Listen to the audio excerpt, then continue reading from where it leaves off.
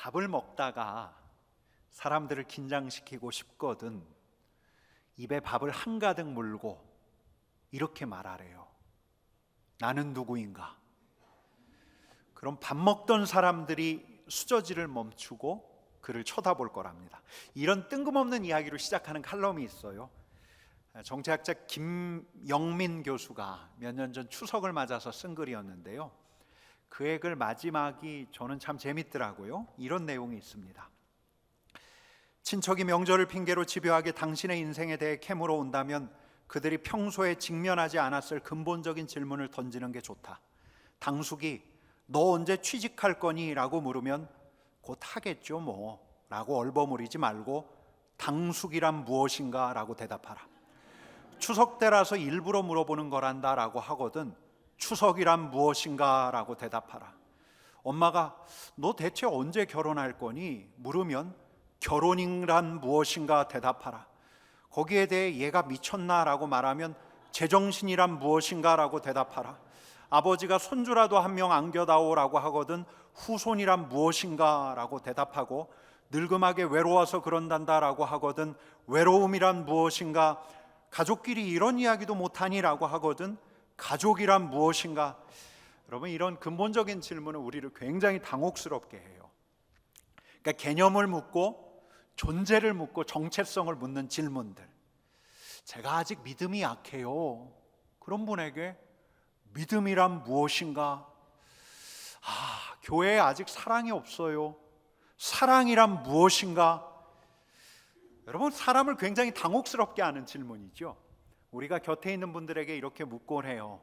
요즘 어떻게 지내세요? 지금 하시는 일이 뭐예요? 라고 물을 수는 있어요. 근데 당신 누구세요? 여러분, 이런 질문 굉장히 사람을 당혹스럽게 하는 질문입니다. 그러니까 사람들의 질문 공세를 피하고 싶지 않다면, 그러니까 피하고 싶은 게 아니라면, 한 사람 한 사람을 반짝 긴장시키고 싶은 게 아니라면, 굳이 일상적인 대화를 끊어내고 싶지 않다면 가급적 이런 질문은 삼가는 게 좋겠죠. 이 개념을 묻는 질문은 우리를 부담스럽게 해요. 한 사람의 근황 또 한 사람의 행위에 대한 질문이 아니라 한 존재 자체를 규정하는 질문은 우리를 부담스럽게 해요. 여러분, 근데 우리 주님께서 오늘 이와 비슷한 질문을 던지십니다. 나는 누구인가? 너에게 나는 누구인가? 이런 질문을 던지셔요. 무대는 가이사랴 빌립보예요. 가이사랴라는 말, 가이사는 황제예요. 가이사랴라고 하면 황제의 도시라는 말이에요. 헤롯의 유대의 분봉왕 헤롯 빌립이 갈릴리에서 북쪽으로 떨어진 지역에 가이사랴 빌립보라는 도시를 정비했어요. 여러분, 그러다 보니까 이 황제의 영예를 기리기 위해서 세워졌던 가이사랴 빌립보였던지라 예루살렘 같은 전통적인 도시하고는 확연하게 달랐어요. 이방인이 많이 거주했고, 유대인들이 아니라 이방인이 거주했고, 이 성읍의 중심부에 회당 성전이 있는 것이 아니라 로마의 신전이 있었겠죠. 황제의 영예를 찬양하기 위해서 지어진 로마의 신전이 있었어요. 여러분, 자그마했던 이 도시에서 우리 주님께서 제자들을 향해서 이런 질문을 던지십니다. 너희는 나를 누구라 하느냐? 여러분, 물론 우리 주님께서 이 질문부터 던지셨던 건 아니에요. 우리 먼저 27절 말씀하고 28절 말씀 읽어보겠습니다. 예수와 제자들이 빌립보 가이사랴 여러 마을로 나가실새 길에서 제자들에게 물어 이르시되 사람들이 나를 누구라고 하느냐? 제자들이 여짜와 이르되 세례 요한이라 하고 더러는 엘리야 더러는 선지자 중에 하나라 하더이다. 여러분, 사람들이 나를 누구라 하더냐? 이 질문에 대해서 제자들은 어렵지 않게 대답했을 거예요. 여론의 동향을 묻는 거잖아요. 어떤 사람들은 말입니다. 주님을 세례 요한이라고 해요. 헤롯 왕이 세례 요한을 죽였는데 사람들이 주님을 볼 때마다 세례 요한이 부활했다고들 생각해요. 바른 길로, 이스라엘 백성들을 바른 길로 이끌었던 세례 요한, 우리 주님을 세례 요한이라고 하더이다. 또 어떤 제자는 이런 말을 일러줘요. 주님을 엘리야라고 하는 이들이 있습니다. 여러분, 구약시대 때 특별한 기적의 두 시대를 꼽는다면 모세의 시대, 엘리야의 시대를 꼽아요. 엘리야는 수많은 기적을 행했던 사람, 죽은 자가 낫고 병든 자가 낫고 죽은 자가 일어서고 이런 이적들을 보면서 엘리야가 다시금 왔다 이렇게 고백하는 이들이 참 많습니다. 그리고 여호와의 크고 놀라운 날, 그 날이 오기 전에 엘리야가 온다고 했는데 우리 주님을 보면서 엘리야를 생각하는 이들 참 많아요. 또 어떤 제자는 이렇게 해요. 주님을 보면서 한 선지자 예언자가 왔다고들 하더이다. 얼마든지 대답할 수가 있어요. 사람이 주님을 이렇게 평가하고 있어요. 여러분, 근데 우리 주님께서는 사람들의 평판을 듣기를 원하셨던 걸까요? 사람들이 자신을 엘리야로 세례 요한으로 부르고 있다는 것을 상기하기를 원하셨던 걸까요? 제자들에게 정말 이걸 묻고 싶으셨던 걸까요? 제자들에게 우리 주님께서 묻고 싶으셨던 질문은 따로 있었죠. 여러분, 이 질문은 오히려 예고편이에요. 주의 환기용이에요. 오히려 우리 주님께서 제자들에게 묻고 싶으셨던 질문은 바로 이 질문이죠. 너희는 나를 누구라 하느냐? 너희는 나를 누구라 하느냐? 여러분, 우리 29절 말씀을 같이 한번 읽어보겠습니다. 또 물으시되 너희는 나를 누구라 하느냐? 베드로가 대답하여 이르되 주는 그리스도시니이다 하매. 여러분, 본문 안으로 들어가서 우리가 제자 중에 한 사람이 되어서 그 자리에 서 있으면 우리 주님의 질문, 너희는 나를 누구라 하느냐? 이 질문하고 주는 그리스도시니이다 라고 하는 베드로의 답변, 그 사이에 일정한 간격이 있었다는 것, 어색한 침묵이 감돌았음을 상상할 수가 있어요. 주님께서 물으시는 거예요. 너희는 나를 누구라 하느냐? 너희에게 나는 누구인가? 어색한 침묵이 감돌아요. 여러분, 다른 사람이 나를 어떻게 평가하는가? 이런 질문을 하면 얼마든지 답변할 수가 있어요. 다른 사람이 나를 누구라고 합니까? 이 질문도 괜찮아요. 근데 이런 질문은요, 당신은 나를 어떻게 평가합니까? 여러분, 이 정도 질문도 괜찮죠? 만약에 제가 여러분들에게 이렇게 묻는 거죠. 여러분, 앞에서 말씀을 전하는 저를 어떻게 평가하십니까? 이렇게 물으면 아마 이 자리에 계신 분들이 다 하실 말씀이 있을 거예요. 근데요, 만약에 제가 여러분들에게 성도 여러분, 근데 저는 누구입니까? 여러분, 행위나 실천을 평가하는 게 아니에요. 존재를 규명하라는 거예요. 여러분, 이런 질문이야말로 어려워요. 받아본 적이 없어요. 게다가 이 질문은 우리 자신들하고 관련이 되어 있죠. 그가 누구인가? 삼자를 객관적으로 평가하는 게 아니에요. 그 앞에서 그가 나에게 어떤 존재인가를 이야기해야 해요. 나에게 당신은 누구입니다 라고 이야기해야 해요. 여러분, 옆에 있는 분들이 여러분들에게 물어온다고 생각해 보셔요. 집사님에게 저는 누구입니까? 권사님에게 저는 누구입니까? 한 존재를 그 존재 앞에서 규명하는 일은 굉장히 어색하고 당혹스러운 일이에요. 여러분, 이런 질문 받아보신 적 없죠? 받아본 적이 없는 질문, 해본 적이 없는 질문. 근데 가만히 생각해 보니까 받아본 적이 있어요. 한 번은 제가 밤늦게 들어왔어요. 우리 청년들하고 놀다가 밤늦게 돌아왔습니다. 이 다음 날부터 여름 휴가였거든요. 그러니까 마음이 확 풀어지더라고요. 그날 밤 주일에 또 청년들 행사도 있었고, 또 기왕 오늘 놀자 해서 늦게까지 놀았어요. 집으로 돌아오려고 하고 시계를 보니까 새벽 1시가 넘었더라고요. 지금은 그렇게 놀라고 해도 못 놀 것 같아요. 그때는 많이 젊었구나 그런 생각이 드는데요. 집에 들어와서 현관문을 여니 거실에 불이 켜져 있습니다. 텔레비전도 켜져 있어요. 왠지 분위기가 으스스합니다. 아마 그때 저는 이런 말을 한 것 같아요. 왜 안 자고 있어? 근데 같이 사는 분께서 제게 이렇게 묻습니다. 당신에게 나는 누구야? 당신에게 나는 뭐야? 여러분, 피할 수 없는 질문, 중요한 국면에서는 피할 수 없는 질문이에요. 여러분, 제가 그때 뭐라고 답변했는지는 잘 생각나지가 않아요. 근데 지금까지 잘 살고 있는 걸 보면 그 아주 위태하고 위험한 순간에 제가 굉장히 순전한 대답을 하지 않았던가, 그런 추정을 해봐요. 너희는 나를 누구라 하느냐? 여러분, 이 질문은 위험한 질문이에요. 한 사람을 바짝 긴장하게 하는 질문 이상이에요.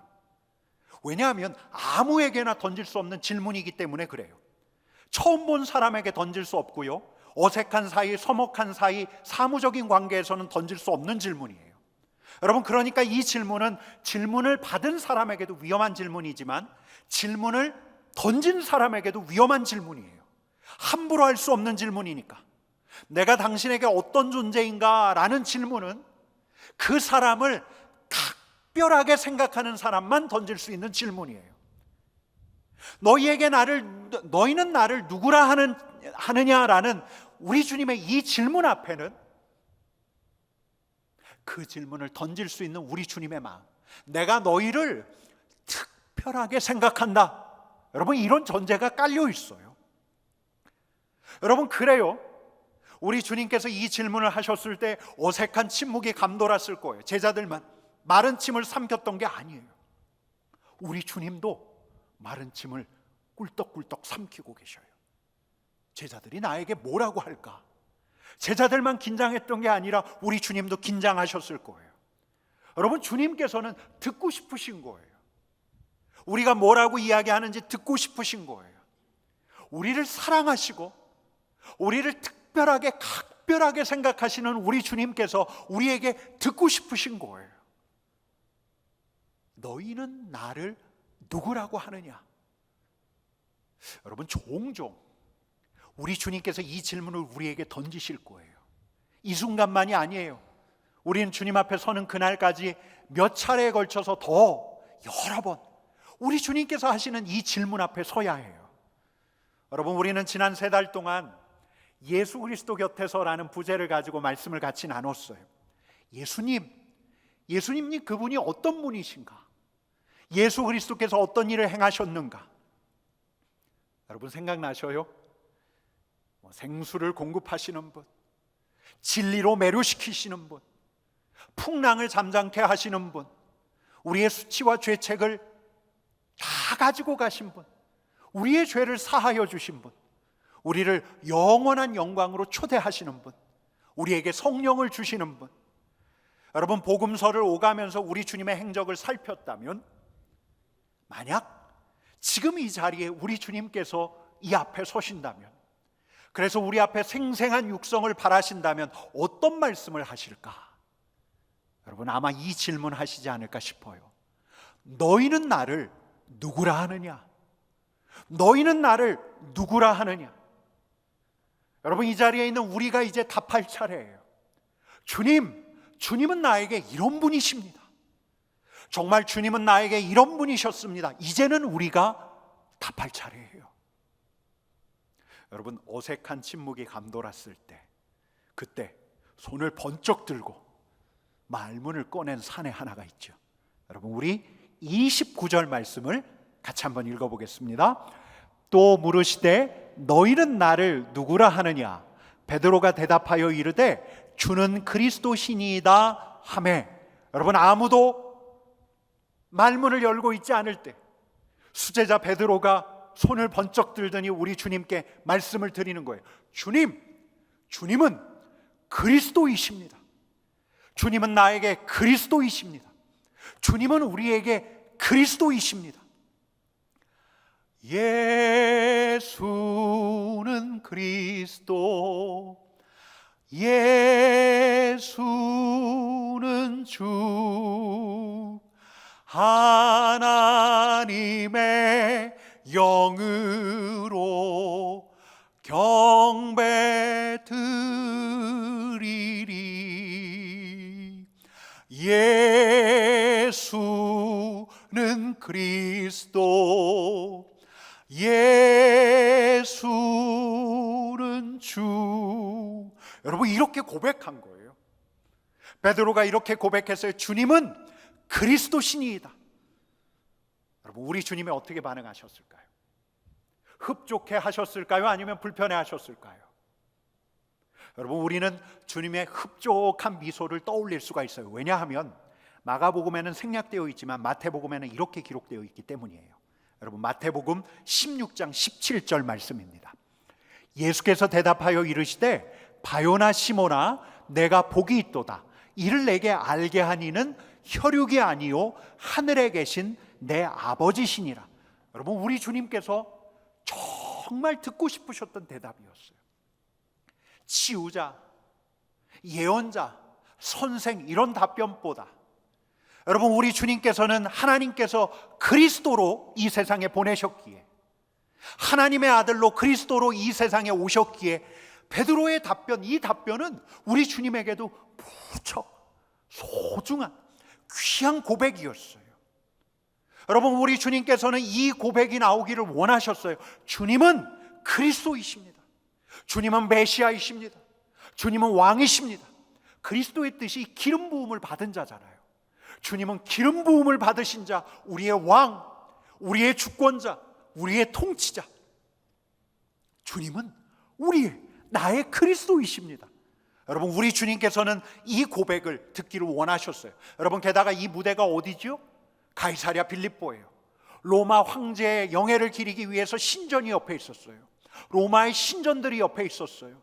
사람들은 엘리야라고 하지만, 사람들은 세례 요한이라고 하지만, 제자들은 주님을 그리스도, 이 땅의 통치자, 주권자로 고백하는 거예요. 여러분 우리 주님의 마음이 얼마나 흡족하셨겠어요. 여러분 그래서 우리 주님께서는 마태복음에 보면 이렇게 말씀하시죠. 바로 그 신앙 고백 위에 교회를 세운다.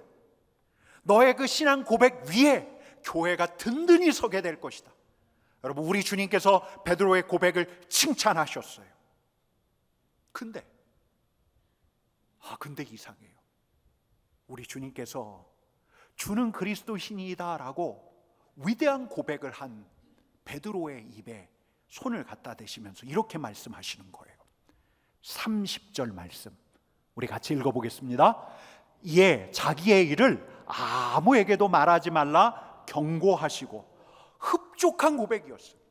위대한 고백이었어요. 근데 말하지 말래요. 침묵을 명령하셔요. 교회를 이 고백 위에 터할 텐데 주님께서 이 고백 당분간 침묵하도록 요청하셔요. 그러면서 우리 주님께서 아주 기가 막힌 말을 하십니다. 여러분 31절 말씀 같이 읽어보겠습니다. 인자가 많은 고난을 받고 장로들과 대제사장들과 서기관들에게 버림받아 죽임을 당하고 사흘 만에 살아나야 할 것을 비로소 그들에게 가르치시되, 얼마나 흡족한 고백이었는지 우리 주님께서는 비로소 가르치세요. 뭘? 처음으로 가르치셔요. 무엇을? 우리 주님께서 예루살렘에서 당하실 일을, 예루살렘에서 어떤 일이 있을지 우회적으로 말씀하시지 않고 드러내놓고 노골적으로 말씀하시는 거예요. 여러분 그러자 어떤 일이 있었냐면 32절입니다. 같이 읽어보겠습니다. 그러내놓고 이 말씀을 하시니 베드로가 예수를 붙들고 항변하매, 내가 수제자인데, 내가 이렇게 흡족한 대답을 주님 앞에 해드렸는데, 뿌듯해 있었는데, 베드로가 이제 주님을 붙들고 항변해요. 아주 무례하게 얼마나 거칠었든지. 여러분 항변이라는 아주 우회적인 표현으로 우리말은 번역해 놨는데, 이 항변에 해당하는 헬라어 단어가 에피티만이에요. 근데 이 단어가 언제 쓰였냐면 우리 주님께서 더러운 귀신을 꾸짖을 때, 폭풍을 꾸짖을 때 꾸짖다는 말이에요. 제자 베드로가 예수님을 붙들고 꾸짖는 거예요. 항변하는 거예요. 예? 주님 뭐라고요? 주님 왜요? 왜 그래요? 왜? 그러지 마세요. 안 돼요, 안 돼. 여러분 뉘앙스를 보면 제가 지금 했던 것보다 아마 더 거칠게 베드로는 달려들었던 것 같아요. 여러분 그날 베드로는 심한 꾸중을 들었죠. 주님께서 뒤를 돌이키시더니 제자들을 보시고 베드로에게 말씀하셨어요. 뭐라고요? 사탄아, 내 뒤로 물러가라. 여러분, 주님은 그리스도이십니다라는 건 위대한 고백이에요. 마태복음을 보면 흡족한 고백이에요. 우리 주님께서 기다리셨던 고백이에요. 근데 왜 우리 주님께서는 아무에게도 말하지 말라고 하셨던 걸까? 그리고 그러면서 우리 주님께서는 왜 그제서야 비로소 십자가와 부활을 말씀하셨을까? 여러분, 이 고백, 주는 그리스도이시니이다, 이 고백이 위대한 고백이 되려면, 온전한 고백이 되려면 베드로가 그리스도를 더 알아야 해요. 더 알아야 해요. 그가 생각하는 그리스도 말고, 그가 기대하는 그리스도 말고, 우리 하나님이 생각하는 그리스도, 우리 하나님께서 그리스도를 이 땅에 보내셨거든요. 우리 하나님이 생각하는 그리스도, 그가 섬길 그리스도, 그가 따라야 할 그리스도를 더 알아야 해요. 더 경험해야 해요. 여러분, 주님은 그리스도이십니다라는 사도 베드로의 이 고백 바로 뒤에, 그래서 우리 주님께서 십자가와 부활을 말씀하셨던 거예요.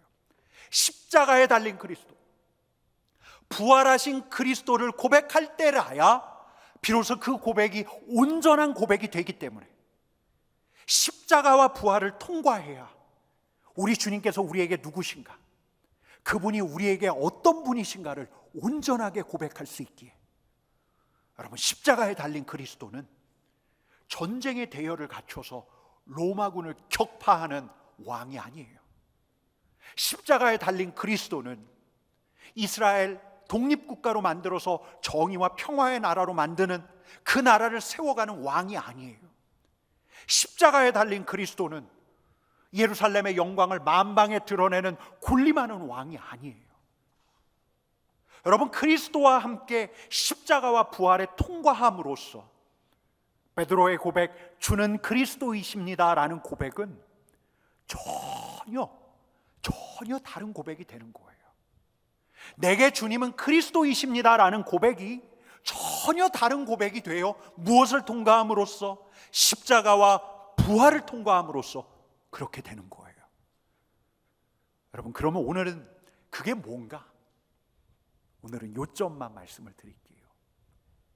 첫째, 한번 따라해 볼까요? 꺾는다. 꺾는다예요. 십자가에 달린 그리스도는 따르는 자부터 꺾어요. 메시아의 좌우편을 차지하려고 하는 제자의 기대를 꺾어요. 기세등등한 권세를 가지려고 하는 바람을 꺾어요. 더 많이 갖고 더 높이 오르려고 하는 계획을 꺾어요. 인정받고 더 명망을 얻고자 하는 바람, 그 뜻을, 소원을 꺾어요. 대신, 꺾는 대신 그분이 살아요. 갈라디아서 2장 20절 말씀을 우리 한 목소리로 같이 읽어보겠습니다. 내가 그리스도와 함께 십자가에 못 박혔나니 그런즉 이제는 내가 사는 것이 아니요 오직 내 안에 그리스도께서 사시는 것이라. 아멘. 나를 꺾어요. 우리 자아를 꺾어요. 두 번째는 이렇게 한번 정리할게요. 한번 따라해 볼까요? 살린다. 여러분, 십자가에 달린 그리스도는 살리는 그리스도세요. 죄값을 치렀어요. 사망으로 치닫는 영혼을 살렸어요. 두려움과 절망에 사로잡힌 영혼을 살려요. 베드로전서 3장 18절 말씀을 같이 읽어보겠습니다. 그리스도께서도 단번에 죄를 위하여 죽으사 의인으로서 불의한 자를 대신하셨으니 이는 우리를 하나님 앞으로 인도하려 하심이라. 아멘. 십자가에 달린 그리스도로 말미암아 우리 모두가, 그리스도를 따르는 우리 모두가 하나님 앞으로 인도되는 거예요. 우리가 살아요. 여러분, 따라서 십자가에서 살리시는 그리스도를 따르는 자는 주님의 살리는 사역에 참여하는 거죠. 여러분, 셋째는 한번 따라해 볼까요? 바란다. 바란다예요. 여러분, 꺾였다고 해서 우리의 바람이 없을까요? 우리 자아의 소원이 완전히 사라졌을까요? 아니, 오히려 십자가의 그리스도, 부활의 그리스도는 우리로 하여금 다른 데 소원을 두게 하세요. 그게 뭔가? 로마서 3장 23절과 24절 말씀을 함께 읽어보겠습니다. 모든 사람이 죄를 범하였음에 하나님의 영광에 이르지 못하더니 그리스도 예수 안에 있는 속량으로 말미암아 하나님의 은혜로 값없이 의롭다 하심을 얻은 자 되었느니라. 모든 사람이 죄를 범하여서 하나님의 영광에 이르지 못하였는데 십자가에 달린 그리스도의 속량으로 말미암아 우리로 하나님의 영광에 이르게 하시는 거예요. 영광의 길이 트였어요. 영원한 영광을 바라보게 하시는 거예요. 여러분, 우리에게 제일 좋은 거 아직 오지 않았습니다. 가장 좋은 거 아직 오지 않았어요. 우리는 그리스도로 말미암아 영원한 영광을 바라보는 거예요. 여러분, 그러니까 주는 그리스도이시니이다 라고 하는 고백이 온전한 고백이 되기 위해서는 십자가에 달린 주님이 그리스도이십니다, 부활하신 주님이 우리의 그리스도이십니다 라는 고백이 되어야 해요. 십자가에 달리신 주님이 그리스도이십니다, 부활하신 주님이 나의 그리스도이십니다 라는 고백을 할 때라야 주님께서는 우리를 꺾어주세요. 주님께서는 우리를 살려주세요.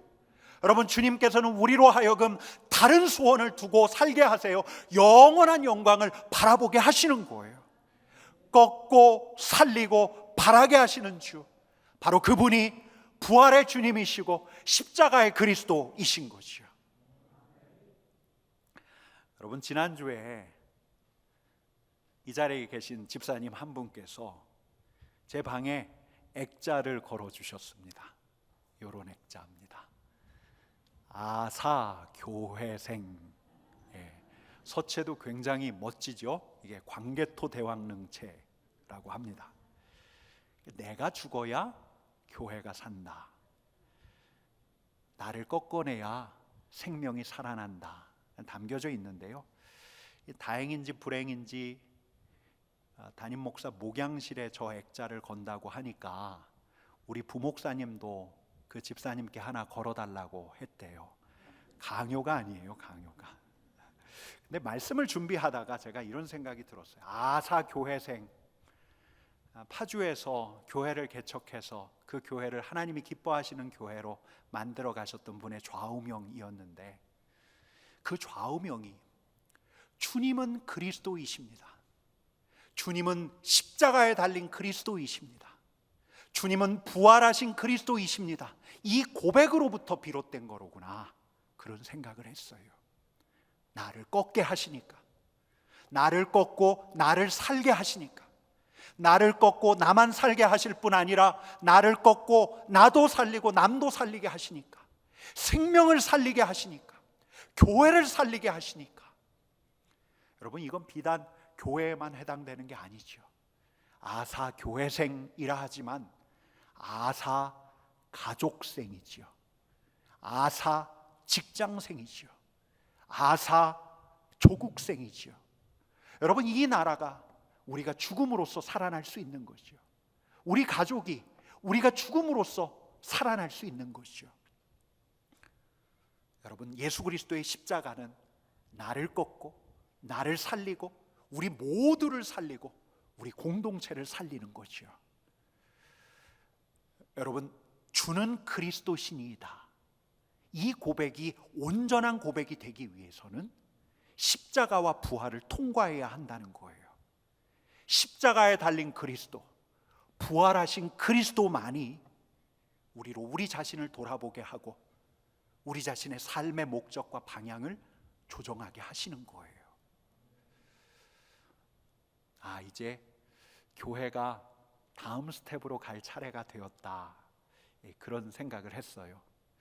처음에 세웠던 로드맵대로라면 이제는 이제 분야별로 방법을 찾을 때가 아닌가. 선교면 선교, 교육, 예배, 섬김, 우리 교회를 위해서 부흥과 성장의 길을 이제 찾을 차례가 되었다, 그런 생각을 했어요.